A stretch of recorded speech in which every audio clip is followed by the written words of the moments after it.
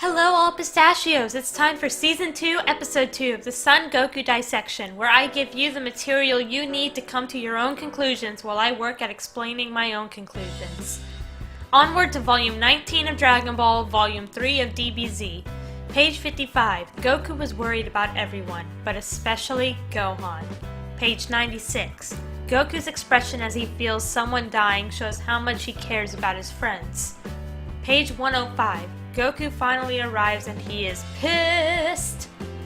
Page 108. Goku's first instinct is to check on those who have died. This shows that his priority this fight is his friends. This is also shown on page 111 as Goku gives Gohan and Krillin the other senzu. Page 112. Goku is nervous about his son being so different. That smirk is a nervous looking smile as is evident by the eyebrows and the sweat drop. What this tells us is that Goku doesn't know how to feel about Gohan training. He wants to be happy and proud of his son, but at the same time this wasn't the life he and his wife agreed upon. It could also be that Goku is lamenting the fact that he wasn't the one to train Gohan this far. This one look says a lot. Page 113. First we see that Goku wants to fight alone. Then next we see why. Goku is angry. Much like when he was a kid, this fight is his own fight for revenge. He keeps his friends out of danger and takes the fight for himself. Page 134. Vegeta has a pretty accurate read of what this scene tells us about Goku. He has complete confidence in himself. Page 138. Goku is not without having some fun while fighting. He's enjoying this on a minor level. Page 141. Still, Goku is taking this seriously, feeling a little nervous here. Page 143. Here Goku expresses extreme worry for his son and friend, mentioning Gohan first. Page 147. After humiliating Nappa, Goku feels he has done his job. This shows maturity in Goku's sense of morality. He no longer sees that all evildoers must die, but rather he offers to keep Nappa alive. Page 156. Goku is extremely nervous about Vegeta's power, so much so that he immediately tells Gohan and Kuririn to get out of there, all without taking his eyes off Vegeta. Look at the size of his pupils, the amount of sweat on his face, all of his confidence has gone out at the window. Page 157. Goku jumps at the chance of them bringing their friends back to life, going from talking slowly, shown by the ellipses, to explanation and a full stop. Page 158. My god, he is so hinting nervous. All the ellipses and sweat coming off of him is insane. Meanwhile, he gives Kuririn a confident response to his request that his old friend doesn't die. He also promises to take Gohan fishing, showing that he knows how to spend time with his son and that said time is precious. Page 162. Part of Goku's philosophy is the myth of the self-made man, where even the lowest born individual can rise up to the power of the elite. Page 170. Goku nervously smiles, the first smile we've seen in this fight, and takes note that he has to use the risky move of Kaioken to even stand a chance against his opponent. Page 175. Goku can't help his nature to love to fight. It's how he was raised and what he was born to do. He loves the thrill of the fight, even if even he finds it odd that he's getting excited. Well, that's it for that volume. On to the next one to continue the fight between Goku and Vegeta. Next is Volume 4 of DBZ, Volume 20 of Dragon Ball. Page 8. Right off the bat, we continue where we left off, and this paragraph explains everything we need to know. Goku himself doesn't know why he grows more excited as he is driven deeper into the corner, but the battle-hungry blood of the Saiyan flows in him as well. Page 69 through 70. Goku comes to the realization that he was the one who killed his grandfather, showing that he's no fool. He also apologizes, giving up almost, knowing that he can't beat this monster that is in front of him. Much like his fight with Jackie Chun, Goku is willing to give up once it seems hopeless, but even still, here he tries to live. Page 83. Goku starts to beat himself up, showing his human nature to recognize his own lapses in logic. Page 89. Goku believes in karma. He believes Vegeta is going to pay for what he's done someday. Page 90. Goku understands that he is about to die and is ready to die with honor, having fought to his last breath. He is an honorable warrior indeed. Page 112. Goku refers to himself as Dad here. Just wanting to point that out. Also, this is where he lays out the situation of how Gohan is the only hope they have at the moment. Page 114. After doing all he can to encourage Gohan to attack Vegeta, Goku gives up on being nice and gives his son some tough love, going so far as to use the name of his deceased mentor.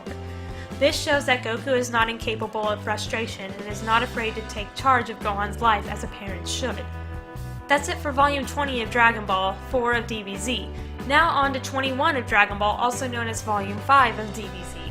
Pages 15 through 17. Ooh boy, there's a lot to unpack here. This is Goku's most selfish, reckless moment, hands down. Over the fate of the Earth, he is certain that he can beat Vegeta in a future battle, which is reckless, and he knowingly puts his feelings of a Saiyan over the feelings and needs of those around him, which is selfish. However, on page 18, we see something interesting. Krillin goes along with it. Kuririn goes along with it. The fate of the world, and Kuririn goes along with Goku's selfish desires. This shows more about Kuririn than Goku, so we'll wait for the Kuririn dissection to go into further detail about it, but for now it's worth pointing out that this is a sign of Kuririn and Goku's bond, a sign of how Kuririn looks up to Goku as a leader. Goku has earned this selfish moment as far as Kuririn is concerned. Kuririn! Kuririn!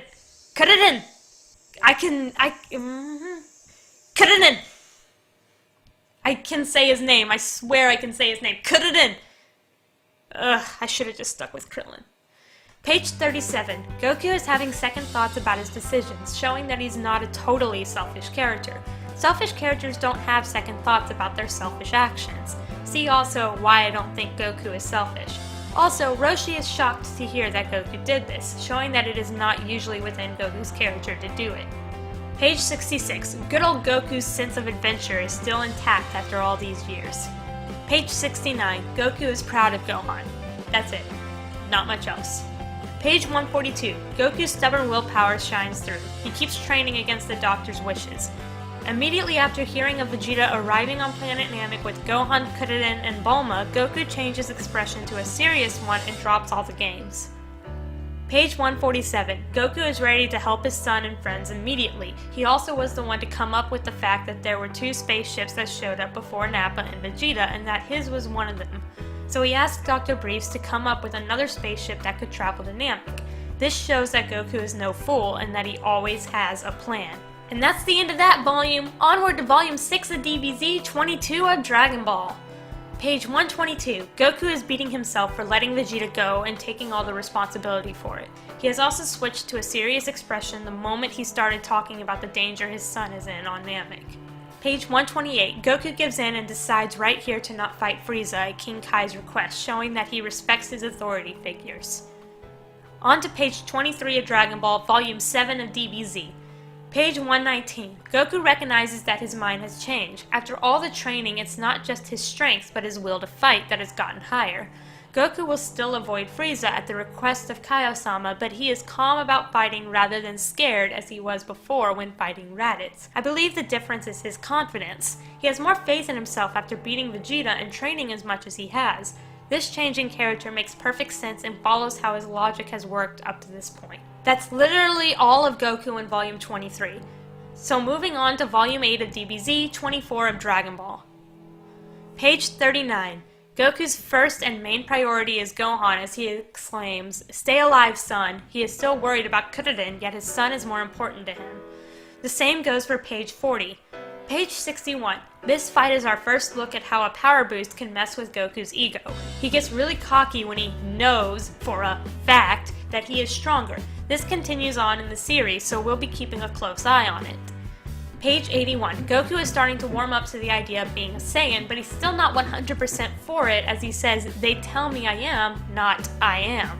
This shows that he's been going back and forth on this fact, as earlier we mentioned in the previous episode that he had accepted it, only now he hasn't. So at the moment before he had accepted it, but he's had more time to think, and since then he's iffy on it. Page 88. Goku doesn't want to kill the Ginyu Force. He tells them to leave before they end up dead and has given them the chance after chance to do so. This is also supported by page 89, where he tells Vegeta that there's no reason to kill them because they're finished. This is contrasting his earlier attitude as a child, but goes along with him trying to let Raditz go, which shows his development is consistent. Page 92. This change in character is shown once again as Goku berates Vegeta for killing Buddha and Rikum against Goku's wishes. I hate the Japanese names. This is a good time to point out Goku's maturity as he doesn't see the world in black and white morality. And by I hate the Japanese names, I mean I hate saying the Japanese names because my southern accent can't do it. Oh well, I got this. Could've, butta, whatever. Page 99. Here Goku says in black and white that he wants to fight Frieza, showing that he loves hearing about a wild challenge, yet he still respects Kaio-sama in that he won't fight Frieza until everyone else is safe. Page 105, we see Goku is quick to put his trust in someone else, even a former enemy, as he assumes Vegeta will choose the path of an enemy of my enemy is my friend. Page 152, Goku's chief concern is not of himself and getting his body back, but of Kuririn and Gohan's safety. This is a pretty selfless way of looking at things, IMHO. Page 153, Goku is thinking about Chi-Chi even though this has nothing to do with her. It's sweet. He's sweet. I love him.